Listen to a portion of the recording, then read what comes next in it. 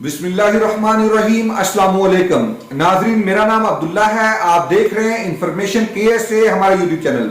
بات کریں گے ٹرانزٹ ویزا سعودی عربیہ نے جس کا افتتاح کیا، ہر طرف شور ہے۔ تمام بھائیوں کا ایک ہی سوال ہے کہ بھائی اس پہ وضاحت کریں۔ ہم نے بہت سی نیوز دیکھی لیکن کوئی بھی نیوز ہمیں یہ وضاحت نہیں کر سکا کہ اس کا ویزا ہمیں کہاں سے ایشو ہوگا۔ تو اصل میں یہ ہوتا ہے کہ میں نے آپ کو ہمیشہ سے کہتا رہا ہوں کہ معلومات کا فقدان اور خبر میں جلدی یہی ہمارا سسٹم چل رہا ہے۔ تو ظاہری بات ہے جب اس طرح ہوگا تو کچھ کمی بیشی رہ جائے گی، ٹھیک ہے۔ ہمیں اوپر ہیڈ لائن لگا کے ویڈیو بنانے کی عادت سی ہو گئی ہے۔ تو اس کا جو طریقہ کار ہے میں آپ کے ساتھ مکمل شیئر کر رہا ہوں۔ ٹرانزٹ ویزا ہوتا کیا ہے، سب سے پہلے آپ نے یہ سمجھنا ہے۔ بیسیکلی یہ ویزا گلف میں اگر ہم بات کرتے ہیں تو قطر جاری کرتا تھا، یعنی کہ قطر ایئر لائنز کی آپ ٹکٹس پرچیز کرتے تھے۔ اب وہاں پہ سٹے ہے قطر میں آپ کا 8 گھنٹے 10 گھنٹے 12 گھنٹے 15 گھنٹے، تو قطر آپ کو ٹرانزٹ ویزا جاری کر دیتا تھا 18 گھنٹے کا 24 گھنٹے کا 1 دن کا 2 دن کا 3 دن کا، اس طرح قطر کرتا آ رہا ہے۔ قطر ایئر لائن ہمیشہ سے ہی یہ کام کر رہی ہے، ٹھیک ہے۔ میں آپ کو یہ بتاؤں یہ سرپرائز آپ کے لیے ہے، لیکن آپ جو بھائی قطر ایئر لائن سے سفر کر چکے ہیں ان کے لیے سرپرائز نہیں ہے۔ قطر ایئر لائن ہمیشہ سے ہی یہ ایسے کر رہے ہیں، ٹھیک ہے۔ جب آپ اسٹے کرتے ہیں چاہے وہ مسقط میں ہو یا کہیں اور پہ ہو تو وہ اس میں یہ کرتے ہیں کہ وہ اتنے دن کا آپ کو ویزا جاری کر دیتے ہیں۔ ہوٹل بما ہوٹل بھی آپ کو دیتے ہیں، پرووائڈ کرتے ہیں، وہاں پہ بوفے سسٹم کھانا ہوتا ہے، مختلف قسم کی آپ کی ٹکٹ کے حساب سے بات ہوتی ہے۔ تو یہ قطر ایئر لائن کام کرتی ہے۔ اب اس میں سعودیہ نے بھی اس پہ عمل کیا۔ اب سعودیہ کے پاس ایک بڑا پوائنٹ ہے، وہ یہ کہ یہاں پہ مکہ اور مکرمہ ہے، مدینہ المنورہ ہے ہمارے لیے مسلمانوں کے لیے، یعنی کہ اس سے اوپر کیا جگہ ہوگی جہاں پہ ہم جانا چاہیں گے یا آنا چاہیں گے۔ تو اس کے لیے پہلے یہ ہوتا تھا کہ ہمیں مختلف ایجنٹ سے بات کرنی ہوتی تھی عمرے کے لیے، وہ مختلف پیکیجز بنا کے ہمیں دیتے تھے، ہوٹلنگ کے معاملات ہیں، دیگر معاملات ہیں، وہ ساری چیزیں ہمیں طے کر کے دیتے تھے۔ اب اس میں ہمیں بڑی آسانی ہو گئی ہے، چاہے ہمیں سعودی عربیہ پورا گھومنا ہو یا جو بھی کرنا ہو، اس میں انہوں نے کسی قسم کی کوئی قید نہیں رکھی، کوئی ایئرپورٹ کی شرط نہیں رکھی۔ جسٹ ایک شرط ہے، ایک کنڈیشن ہے کہ آپ کے پاس سعودی عربیہ سعودی ایئر لائن کی ریٹرن ٹکٹ ہو 4 ڈیز کے وجہ سے، ٹھیک ہے۔ یعنی 4 ڈیز انکلوڈ ہے اس میں، 4 ڈیز کے اندر ہی، یعنی کہ اگر آپ ابھی اترتے ہیں تو اس سے آپ کے سٹارٹ کر لیں، ٹھیک ہے جی۔ تو یہ 4 ڈیز کے اندر ہی آپ نے سعودی عربیہ کو چھوڑنا ہے۔ اس طرح کی اگر آپ کے پاس ٹکٹ آپ پرچیز کرتے ہیں، چاہے وہ سعودی ایئر لائن کی ہے چاہے وہ فلائی ناس کی ہے، اگر ان دونوں ٹکٹس میں آپ کوئی ٹکٹ پرچیز کر لیتے ہیں تو اس کے بعد آپ جیسے ہی ایئرپورٹ پہ ارائیول، کسی بھی ایئرپورٹ پہ سعودی عربیہ میں ارائیول کرتے ہیں تو وہاں پہ آپ کو ٹرانزٹ ویزا جاری کر دیا جائے گا 4 ڈیز کا، ٹھیک ہے جی۔ تو آپ اس پہ 4 ڈیز کا سٹے کر سکتے ہیں۔ تو 4 ڈیز کے بعد آپ واپس جائیں گے، اسی طرح آپ کی ریٹنگ بنتی جائے گی۔ پھر بعد میں آپ کو اس میں شاید ہو سکتا ہے کہ اس سے بھی وہ اس کو 90 ڈیز تک لے جائیں یا 60 ڈیز ویزا فری کر دیں، کچھ بھی ایون کرے، وہ تو بعد کی امینڈمنٹ ہے۔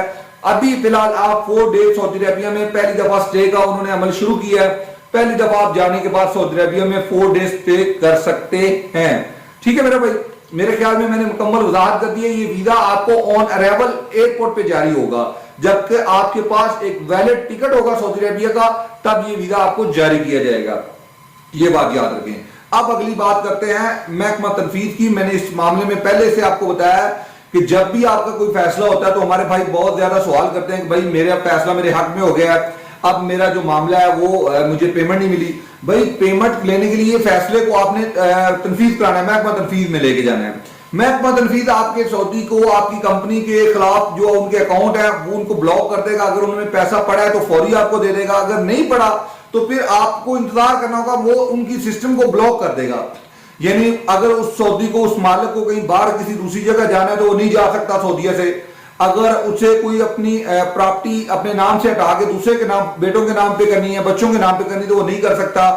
اپنی کمپنی کے معاملات کلوز کرنے ہیں یا نئی کمپنی کھولنا ہے تو وہ سارے معاملات سے قاصر رہے گا جب تک وہ اپنی پیمنٹ نہیں کرتا، ٹھیک ہے جی۔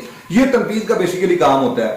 اب یہاں پہ ایک اور سوال آتا ہے کہ بھائی میرا تو اکاؤنٹ ہی نہیں ہے تو میں کیا کروں؟ تو بھائی اس کے لیے آپ کو بنانا ہوتا ہے وکالات، یعنی آپ کے پیچھے حروف ہے، آپ کا تو ویزا خراب، محکمہ تنفیذ کہتا ہے ہاں بھی پیمنٹ آ گئی ہے، اب آپ جو ہے یہ پیمنٹ اپنی لے لیں۔ تو آپ کہتے ہیں جاتے ہیں وہاں پہ آئی بین دیتے ہیں کسی دوست کو، کہتے ہیں نہیں یہ ایکسیپٹیبل نہیں ہے کیونکہ یہ آپ کے دوست کے نام سے ہے۔ تو اس کے لیے وکالہ بنتا ہے محکمہ الکبریٰ سے، وہاں سے آپ اپنے کسی دوست کے نام کا وکالہ بنا رہے ہیں، پھر وہ وہاں لے جائیں اکاؤنٹ نمبر اس کا، پھر وہ ویلڈ ہوگا، نو ایشو، ٹھیک ہے جی۔ یہ اس کا ایک طریقہ کار ہے۔ اسی طرح ایک ترہیل کا سسٹم ہے، وہ بھی بہت زیادہ بھائیوں کا مسئلہ آتا ہے کہ وہ ٹرانسفر کرتے ہیں، وہ کہتے ہیں ترہیل سے مطلوب ہے۔ ऐसे अफराद जिनका वो कहते हैं कि आप मतलूब है, मतलूब चेक करने का आसान तरीका है, आप अपने अबशर से चेक कर सकते हैं, आपको पता है, ठीक है। जैसे आप अबशर ना ओपन ऐप में ओपन नहीं करेंगे, आपको अबशर ओपन करना होगा क्रोम में ओपन करेंगे तो आप नीचे दिखेंगे जहां पे जहाज की पिक्चर बनी होती है, इसके ऊपर ओपन करेंगे, यहाँ पे दीगर ऑप्शन भी मौजूद है, यानी कि ये जो गाड़ी की नंबर प्लेट वगैरह, आप इनको सबको छोड़ देंगे, यहाँ पे जहाज बैन का ऑप्शन बना होता है, तामीम लिखा होता है अरबी में, इस पे क्लिक करेंगे, आप देखेंगे कि वहां पे आपको प्रोसीड करेंगे, नेक्स्ट आपको पता चल जाएगा कि अगर आप मतलूब हैं तो वहां पे शो हो जाएगा, किस जगह से आप मतलूब है, नहीं है तो वहां पे शो हो जाएगा कि आप मतलूब नहीं है किसी भी जगह से, आप पर किसी किस्म की कोई पाबंदी नहीं है, ठीक है जी। ये एक चीज है। अब अगर आप कभी तरहेल में पकड़े गए और आपने अपना इकामा नहीं दिया उनको, यानी आपके पास इकामे की पिक्चर भी इवन नहीं थी, आपके पास कोई सबूत प्रूफ नहीं था, तो अगर तरहेल वालों ने आपको पकड़ लिया है तो वो वहां पे बसमा लगाएंगे। अगर वो वहां पे बसमा लगाते हैं और फिर आपका वहां पे इकामा नंबर निकल आता है या कुछ भी हो, फिर आपके ऊपर 1000 का फाइन आ गया तरहेल की तरफ से, वहां पे आपका इकामा निकला है, वैलिड है, वो आपको छोड़ देंगे, एक्सपायर है तब भी छोड़ देंगे, क्योंकि एक्सपायर इकामा कोई जुर्म नहीं है। सऊदी अरेबिया के कानून के मुताबिक एक्सपायर इकामा में आपको तरहेल सिर्फ इसीलिए ले जाया जाता है कि आपका इकामा एक्सपायरी की वजह जानी जा सके कि एक्सपायर इकामा है क्यों। मैं अभी इसकी वजाहत कर दूं, जितने भी एक्सपायर इकामा वाले सऊदी अरेबिया में मेरे भाई मौजूद हैं, मैं उन सबको बताना चाहता हूं कि सऊदी अरेबिया में इकामा एक्सपायर कोई जुर्म नहीं है, ठीक है। ये आपको जो पुलिस पकड़ के लेके जाती है, ये इसलिए पकड़ती है कि भाई क्यों एक्सपायर है, भाई इसका रीजन चेक करना है कि कहीं ऐसा कोई आपने मतलब कांड तो नहीं किया जिसके वजह से आपका जो इकामा है वो तजदीद नहीं हो पा रहा, तो वो इसलिए वो आपको फिर तरहेल करते हैं, तरहेल में जाके वहां पे चेक होता है, अगर चेक होने पे आपका इकामा वैलिड है या एक्सपायर है, दोनों सूरतों में आपको छोड़ दिया जाता है। अगर आपने इकामा नहीं दिया तो फिर वहां पे आपको 1000 फाइन कर दिया जाता है और आपको छोड़ दिया जाता है। वहां पे बेशक इकामा एक्सपायर शो हो या आपका वैलिड हो लेकिन आपके पास ना हो, दोनों सूरतों में आपको छोड़ दिया जाएगा, 1000 का फाइन कर दिया जाएगा। अब ये फाइन आपके अबशर पे नहीं आएगा, ठीक है, ये फाइन आपके अबशर पे नहीं आएगा, हाँ ये मतलूब जरूर आएगा आपके अबशर पे, वो आपदीन का लफ्ज लिख के रियाद, दमान, जद्दा, मक्का जहां पे भी आप हैं वहां का आ जाएगा। अब आपको सिंपल करना क्या है, इससे खौफ करने की जरूरत नहीं है कि ये तो पता नहीं मेरे ऊपर मतलूब उन्होंने कर दिया, मैं पता नहीं कितना मुसीबत आ गई, ये कोई बड़ी मुसीबत नहीं है, ये एक छोटी मुसीबत है, 1000 रियाल की मुसीबत है बस।